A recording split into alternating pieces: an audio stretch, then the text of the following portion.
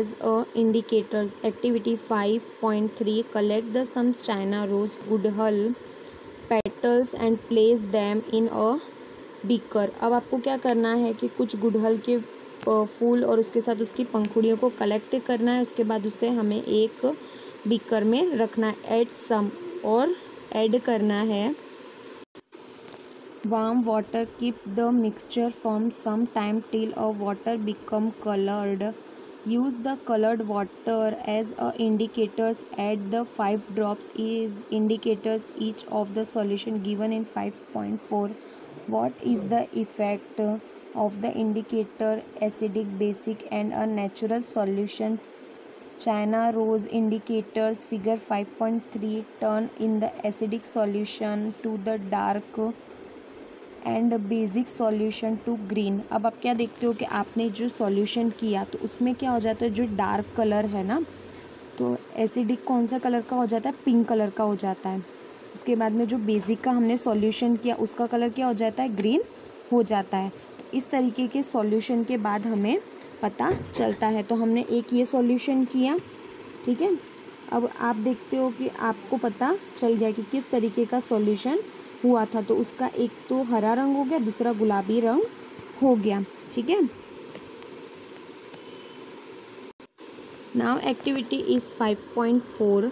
The teacher is requested to the get the diluted solution of the following chemicals from his or school laboratory from the nearby school and the hydrochloric acid in a sulfuric acid and nitric acid, acidic acid, sodium hydroxide, ammonium hydroxide and calcium hydroxide.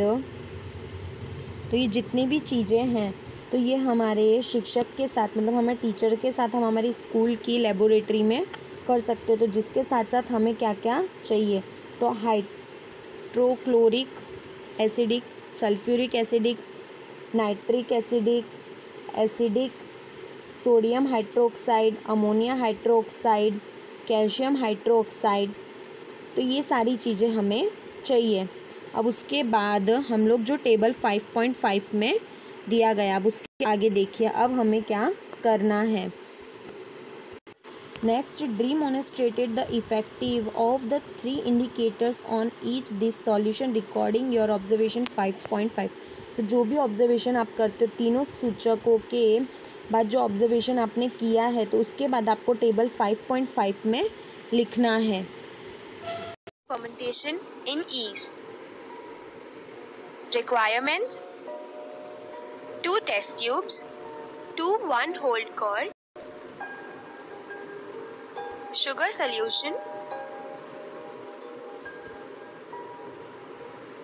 Procedure: take some fruit juice or sugar solution in a test tube A. Add some yeast to this. Fit the test tube with a 1-hole cork. Take another test tube B containing freshly prepared lime water. Fit the test tube with a 1-hole cork. Now fit test tube A cork with a bent glass tube. Dip the free end of the bent glass tube into a second test tube. Observation: it is observed that after some time, air bubbles arise and they turn lime water milky, showing that the air evolved is carbon dioxide. Open the cork of test tube containing sugar and yeast. The smell of alcohol is observed. This shows that the products of fermentation by yeast are ethyl alcohol and carbon dioxide.